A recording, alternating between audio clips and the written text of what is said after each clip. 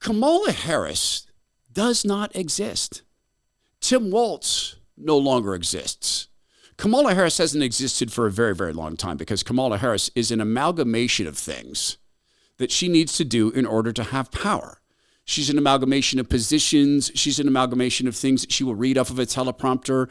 She at one point was that person cackling and laughing about putting minority parents, I hate that word minority, putting BIPOC parents, I hate that phrase BIPOC, putting human beings in prison because their kids, or jail because their kids were truant to school. And she laughed and she cackled. And then she turned into the person who wants to free people through the Minnesota bail fund, who threatened cops and got cops killed. That's the form she takes now. I describe her as having the morality of a glass of water, not even the glass, just water itself. Water will take the form of any mold into which you pour it. In the case of Kamala Harris, oh, there's a Satanist working in the White House. Great. I'll take the form of the satanic symbol. Oh, I love Hamas. I'll form myself into that flag. The fist of Black Lives Matter Incorporated, the communist fist, rise. Yes, I'll take that form. And right now she's taking the form of a tough on crime border hawk who has a joyful laugh when she's in fact an insurrectionist. She's a coup leader. Maureen Dowd, a Democrat, called it a coup. And the pretense, the theater, I mean, it's cringe, yeah. But it's also so planned and so cynical. So now Tim Walz fits into this. Tim Walz used to exist. He's always been a radical. He's always apparently been a liar, pretending to have been a head football coach, lying about the rank he achieved in the National Guard, cleverly lying about being in combat, and he did that. Now he's lying about the kind of food he likes. When a presidential campaign is producing poorly written Saturday Night Live sketches that are playing upon the cliche of all cliches in every single stinking sitcom that exists, that's the state of play. Tim Walz has gone from a guy loving one sort of food, but he's to be in a sketch where he has to be well, I'll show you what he has to be. Because it's key to understanding what they're willing to do to get power and what Tim Walz is willing to have done to him in order to have a tiny little snack of it, even a crumb from the master's table. Oh, not Kamala Harris. She's not running things. I said the master's table. Crumbs, those things add up. Like sometimes we don't keep our houses as clean as we want. Sometimes it's not even the clean. Sometimes your house is all dusted and all spick and span, but you have cats or you've got teens. Or like this, you may have an Airbnb home, a rental, and the people who were there left, and maybe they didn't intend anything bad, but the night before they cooked an amazing Thai food that now smells like Thai food, or they cooked fish and now it smells like fish. You may have an RV that you let neighbors use or let families use and come back and it smells like them, not you. You may have a vacation home. You may be a long-haul trucker. You may be a smoker. I wish you'd stop. But if you don't, you can at least have a home that doesn't stink of cigarettes or fish or a rental home that people walk into and go, wow, it smells great in here. We used to bake cookies at our startup when we'd have venture capitalists come along. We had a kitchen upstairs. We knew that the smell of chocolate chip cookies and popcorn was sort of this mental lift for people. Well, so is the smell of the world after a thunderstorm. All those spaces I've described, you could install an air filter, spend $200 to $400 per year for a loud machine that sucks stuff through it, or plug into the wall the thunderstorm, Oxyleaf 2 thunderstorm. Plug it into the wall, it emits ozone. Those O3 molecules bond to anything that creates bad smells, and it negates them. It even works with viruses. What do you smell? Just that. Smells like the world after a thunderstorm. So in all those places, breathe a breath of fresh air. I'll get you 3 of these units at a $200 savings. Simply go to EdenPureDeals.com, use code Todd3. That's EdenPureDeals.com, use code Todd3, and breathe a breath of fresh air again. EdenPureDeals.com, use code Todd3. Here is Kamala Harris and the non-existent Kamala with the increasingly less existent Tim Walz, and they're doing a funny play. Like I have white guy tacos and What does like that black, mean? Like mayonnaise and tuna? What are you doing? pretty much ground beef and cheese. That's okay. Do you put any flavor in it? No. Oh. Here's the deal. No, they said to be careful and let her know this, that black pepper is the top of the spice level in Minnesota, you know. I'm the first vice president, I believe, who has ever grown chili peppers. I'm trying to expand my food knowledge. You know, we've got some cantaloupes. You'll be fine. Yeah. Gosh, white people are so funny, the way we can't eat spicy food. And I love the mayonnaise. I love it because it's white, and white's such a pretty color. It's so much better than mustard, which is sort of brown, because it reminds me of the BIPOCs, you know. Oh, funny thing. In 2016, Representative Tim Walz, who was then a representative, obviously, grabbed first place at Senator Al Franken's 6th annual Hot Dish-Off. The recipe was for turkey taco hot dish, which contains green chilies, taco sauce, and chili powder, all hotter than black pepper. Tim Walz is a disgusting, craven liar who is willing to parody white people. I dare you to try it with blacks. I dare you. I mean, Kamala Harris is doing the thing where she grows peppers. Like Hillary Clinton had hot sauce in her purse. It's a repeat. I dare President Trump or anyone else or anyone in the Democrat Party do it with black people. Do it with Muslims. They won't. They can't. They're not real people.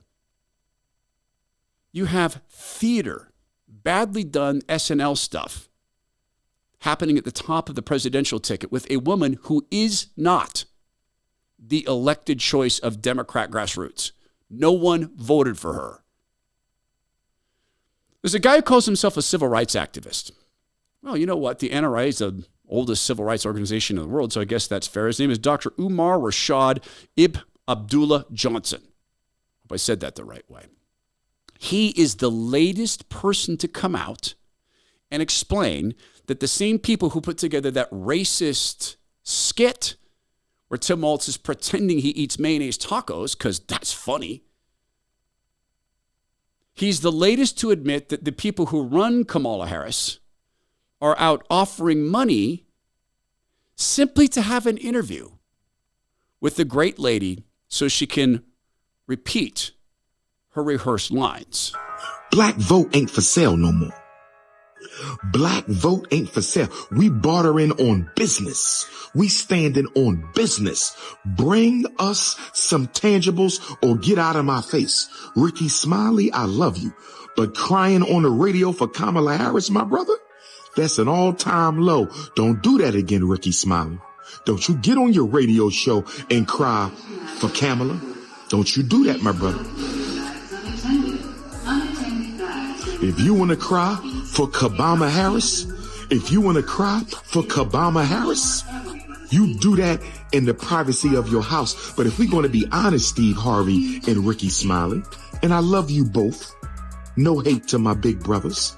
But if we're going to be honest, Ricky Smiley and Steve Harvey, y'all only carried on because y'all got paid to carry on. Can we please be honest?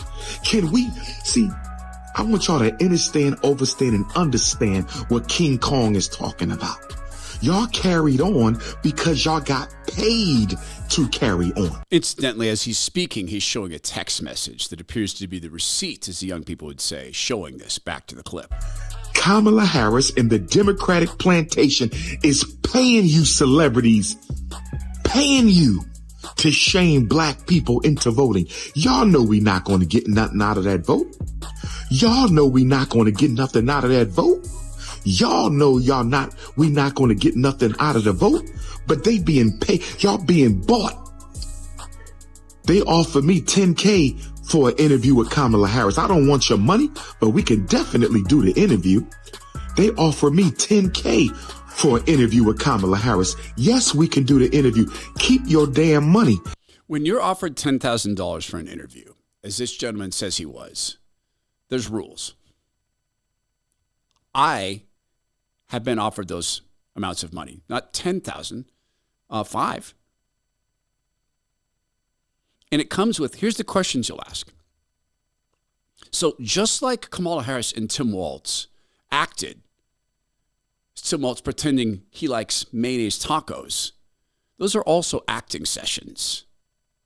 Now, this gentleman, I don't know. I know this. I have seen a ton of reports that the Kamala Harris campaign, the people who run her, are hiring actors. Now, just so you know, some context, there are firms that will do this for you. There's firms in Washington, D.C. They've got stables and stables and stables of paid protesters. There's unions that will do this. So on one hand, this could be a psyop from the Trump campaign saying that they're doing this. On the other hand, Kamala Harris let YouTube hire child actors so she could pretend to be excited about space. On the other hand, Kamala Harris's team cleared out a restaurant so they could have fake people brought in. I don't think for 5 seconds they wouldn't do this. That is, hire people to pretend to be Trump supporters, Kamala Harris supporters, but specifically Kamala Harris supporters who can put on a convincing Southern accent. I'll let this gentleman explain what he's seeing. Are you a struggling actor looking for your next big break, or perhaps looking for a reason to practice your regional Southern accents that you've been working on? Well, the DNC has a role for you. Now, they're not looking for actors, but they will pay you per diem, pay for meals and expenses, and fly you out, cover all travel as well. Now, for this non-role role, you will be an authentic Democrat supporter. Doesn't that sound lovely? Now, my favorite part about this is that they're super encouraging regional accents, regional Southern accents, because they want the authenticity to show through, because nothing says authentic like being paid for your supporters. But these things are everywhere, and so many people are talking about them because this whole AstroTurf movement that has been the Kamala HQ, Brat Girl Summer, Coconut Pill thing that's blown up since the attempt on 45, the only reason that's been happening is because the publicity in the press post attempt on 45 was too positive. They needed to switch the narrative and take back control of the narrative. And absolutely. And so they invented joy. Remember that? Oh, that laugh, Kamala Harris's nervous cackle, which is sometimes an offensive weapon against questions, sometimes a defensive weapon. I keep doing that. I keep forgetting that Tupac Shakur is dead, and he's my favorite rapper. He's been dead for 25 years. That's joy. And Tim Harris loves himself some mayonnaise. And God said, "You shall not lie." You know that phrase, hypocrite? Some people don't know this. It used to mean actor. First person to use it the way we do, Jesus Christ. So now we've got people returning to acting because they don't really exist. Because through and through, there's nothing in them that's not hypocritical. Vote wisely.